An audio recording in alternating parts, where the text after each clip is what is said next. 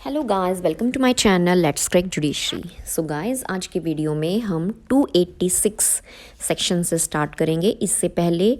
मैंने सेक्शन 1 से लेके टिल 285 तक कंप्लीट किए हैं, तो आप मेरे चैनल की प्लेलिस्ट BNS में जाके सेक्शन वाइज समझ सकते हैं।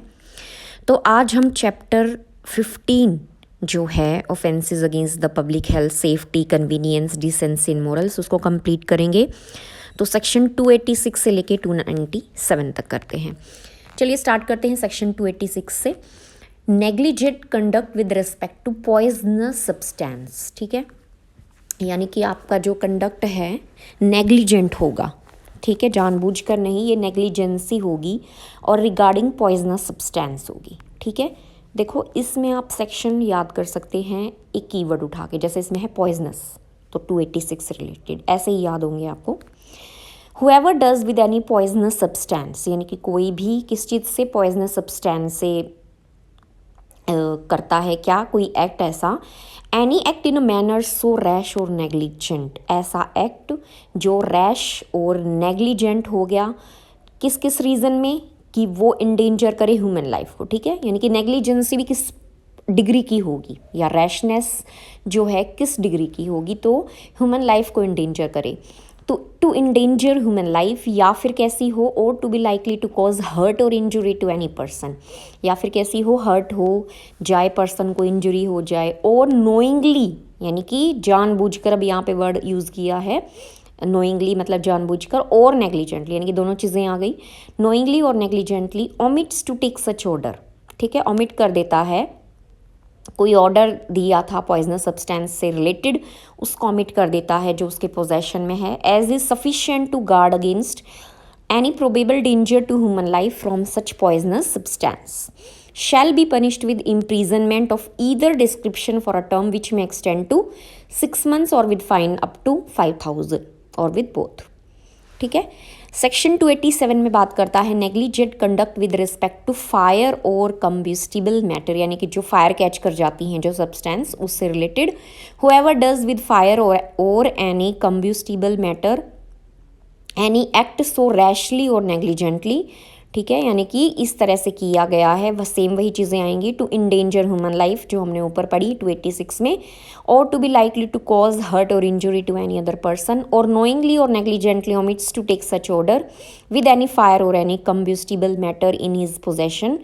ठीक है, ओमिट कर दिया उससे रिलेटेड जो ऑर्डर था, as is sufficient to guard against any probable danger to human life from such fire और कंब्यूस्टिबल मैटर। तो वहाँ पे भी सेम पनिशमेंट हो जाएगी, लेकिन फ़ाइन क्या होगा, 2,000 रुपीज़ का, 6 मंथ्स और 2,000 रुपीज़। उसके बाद है negligent conduct with respect to explosive substance. ठीक है, अब कोई भी इस तरह का काम करता है जो रिलेटेड है एक्सप्लोड कर दे जो, ठीक है, वहाँ पे नेग्लिजेंट आपका कंडक्ट है। यानी कि ऊपर हमने किस तरह से पढ़ा, फायर जो कैच करने वाली सब्सटेंस है उनसे, और यहाँ पे सब्सटेंस ऐसे हैं जो एक्सप्लोड हो जाएं, ठीक है, उनसे आपने कंडक्ट नेग्लिजेंट किया। Whoever does with any explosive substance any act so rashly और negligently as to endanger human life. ठीक है, सेम चीज़ें आ गई, और to be likely to cause hurt और injury to any other person, और नोइंगली और negligently omits to take such order with any explosive substance in his possession as is sufficient to guard against any probable danger to human life from that substance. तो वहाँ पे क्या punishment होगी, 6 महीने की और 5,000 रुपये का जुर्माना हो जाएगा। अब सेक्शन 289 पे कीवर्ड आ जाएगा मशीनरी, यानी कि negligent conduct with respect to machinery. Whoever does with any machinery, कोई भी मशीन से रिलेटेड चीज करता है, मतलब मशीनरी से कैसे करता है, और रैशली और नेग्लिजेंटली करता है, एनी एक्ट सो रैशली और negligently as to endanger human life or to be likely to cause hurt or injury to any other person, or knowingly or negligently omits to take such order with any machinery in his possession or under his care as is sufficient to guard against any probable danger to human life from such machinery। ठीक है, यानी कि order था उससे related वो omit कर दिया, same पहले हम सेक्शन करके आए हैं 19 जैसी बात है इसमें भी। तो मशीनरी जो है मेनली प्रीलिम का ही क्वेश्चन बनेगा इनमें, इस पूरे चैप्टर में, तो ये ध्यान रखना 289 से रिलेटेड है। इसमें सेम पनिशमेंट है, 6 मंथ्स और 5000 का fine. Negligent conduct with respect to pulling down, repairing और कंस्ट्रक्टिंग बिल्डिंग्स। 3 चीज़ें हो गई हैं। कोई भी काम करना बिल्डिंग से रिलेटेड, या तो उसको नीचे गिराना, ठीक है, या फिर रिपेयर करना या उसको बनाना। 3 चीज़ें हो गई, पुलिंग डाउन, रिपेयरिंग और constructing any building. knowingly or negligently omits to take such measures with that building as is sufficient to guard against any probable danger to human life from the fall of that building or any part thereof, तो वहाँ पे 6 महीने की और 5000 रुपये की क्या हो जाएगा, फाइन लग जाएगा। अब सेक्शन 291 में है एनिमल से related, negligent conduct with respect to animal, whoever knowingly or negligently omits to take such measures। अब यहाँ पे वो पहले ही ओमिशन की बात कर दी है कि आपके पास कोई एनिमल है मान लो, और जो आपको मेजर्स लेनी चाहिए, मान लो जैसे एग्जांपल करो कि उसे घुमाएं तो चेन वेन पहना के घुमाएं, तो और आपने ऐसा नहीं किया, ओमिट कर दिया, ठीक है, जिससे क्या है दूसरे जो ह्यूमन लाइफ में डेंजर हुआ, कोई है दूसरे इंसान पे वो चढ़ गया इस तरह से, मान लो कुछ ऐसा वो एनिमल है जो कि दूसरे बंदे की जान पे आ जाए, और any probable danger of grievous hurt from such animal, या फिर क्या हो कि वो जैसे काट वगैरह ले तो ग्रीवियस हर्ट हो जाए, तो वहाँ पे 6 मंथ्स और 5000 रुपीज़ का फाइन हो जाएगा। Whoever knowingly or negligently omits to take such measures with any animal in his possession as is sufficient to guard against any probable danger to human life or any probable danger of grievous hurt from such animal, ठीक है। Section 292 है punishment for public nuisance in case is not otherwise provided for. अब ये एक तरह से रेसिड्री आप section कह सकते हैं, कहीं पे भी जो चीज़ नहीं आई ना वो 292 में आ जाएगी। Whoever commits a public nuisance in any case not otherwise, यानी कि कोई भी ऐसा पब्लिक न्यूसेंस है जो इस संहिता में पनिशेबल नहीं है, तो वहाँ पे 1000 रुपये का जुर्माना लेकर वो पनिशमेंट उसकी हो जाएगी। कोई अदर न्यूसेंस होता है जो यहाँ प्रिस्क्राइब नहीं है, ठीक है। सेक्शन 293 है continuance of nuisance after injunction to discontinue, यानी कि क्या है कि पब्लिक सर्वेंट के पास पावर है कि भाई वो एक इंजंक्शन को स्टॉप करे, कि वो रिपीट ना हो, कंटिन्यू ना हो, ठीक है, और फिर भी वो कंटिन्यू होता है तो वहाँ पे 6 मंथ्स और 5000 रुपीज़ का पनिशमेंट हो जाएगा। हुएवर रिपीट्स और कंटिन्यूज, 2 वर्ड आ गए, रिपीट करना या कंटिन्यू करना, जो हो रहा था उसको कंटिन्यू ही किए जा रहे हैं। Having being enjoined by any public servant who has lawful authority to issue such injunction not to repeat और continue such nuisance shall be punished with simple imprisonment for a term which may extend to 6 months, ठीक है, 5000 rupees का fine हो जाएगा। Sale etcetera of obscene books यानी कि obscene books से related है 294, ये पहले 292 में होता था आईपीसी में, अब 294 में ये आ गया। देखो फर्स्ट जो है इसका सबसेक्शन क्या कहता है, for the purpose of subsection 2 a book a pamphlet, ये इंपॉर्टेंट है लिस्ट जो है, pamphlet paper, writing, drawing, painting, representation, figure और कोई भी ऐसी object including display of any content in electronic form shall be deem to be obscene, ठीक है। ये सारी चीज़ें जो पढ़ दी हैं इनका हिंदी में तो मतलब बनता नहीं है, आपको समझ में आ गया होगा,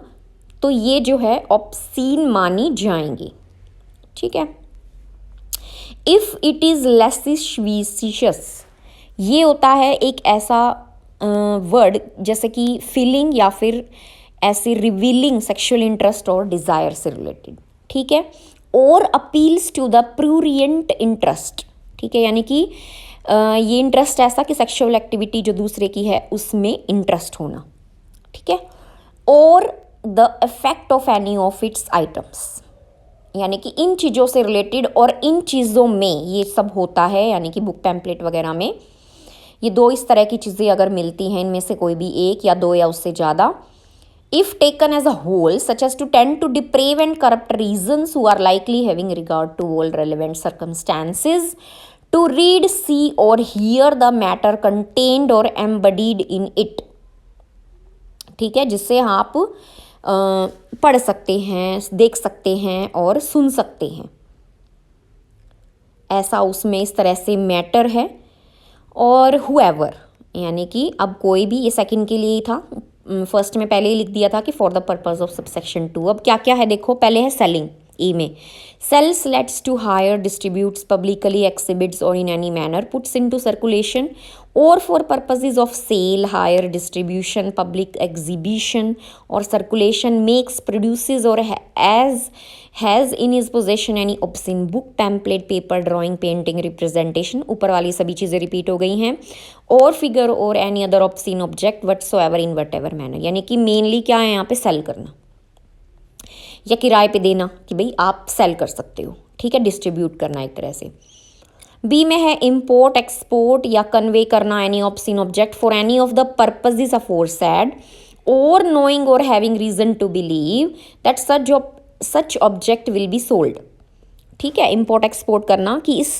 मकसद से कि भाई ये जो चीज़ है ये क्या होगी, डिस्ट्रीब्यूट की जाएगी, सर्कुलेशन में आएगी। सी में है प्रॉफिट रिसीव करना, टेक्स पार्ट इन और receives profits from any business in the course of which he knows,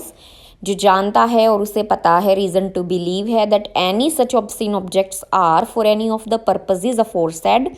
यानी कि आप उस बिजनेस में जिसमें इस तरह की चीज़ें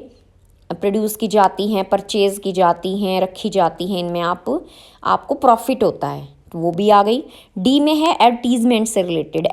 advertises or makes known by any means whatsoever that any person is engaged or is ready to engage in any act which is an offense under this section, or that any such obscene object can be procured from or through any person, और ई में है offers or attempts to do any act which is an offense under this section, ठीक है, offer करना। Shall be punished on first conviction पे क्या होगा, 2 साल की सज़ा हो जाएगी और 5,000 रुपये का जुर्माना हो जाएगा। आगे जो कन्विक्शन होगी या सेकंड होगी उसमें क्या होगा, फिर बढ़ जाएगी, 5 ईयर्स हो जाएगी और 10,000 रुपीज़ का फाइन हो जाएगा, ठीक है। अब आ जाओ एक्सेप्शन पे। अब एक्सेप्शन बहुत इंपॉर्टेंट है, ये पूछ लेते हैं प्रीलिम में। This section does not extend to A, कोई book pamphlet paper writing drawing painting representation है जो पब्लिक गुड में ऐसा किया गया है, पब्लिकेशन जो है उसका which is prove to be justified as being for the public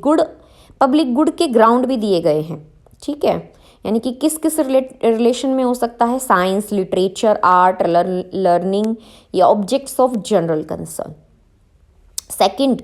और, ठीक है, इसी का ही चल रहा है अभी, ए का ही part, bona fide for religious purposes, यानी कि गुड फेथ है आपकी रिलीजियस पर्पसेस के लिए, ऐसी बुक वगैरह छापी जाती हैं तो वहाँ ये एक्सटेंड नहीं होगा, section 294।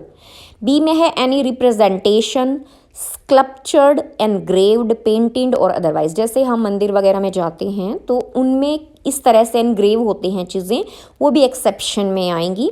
Any ancient monument with in the meaning of ancient monuments and archaeological sites and remains act 1958 में, या फिर और सेकंड एनी टेम्पल और एनी कार,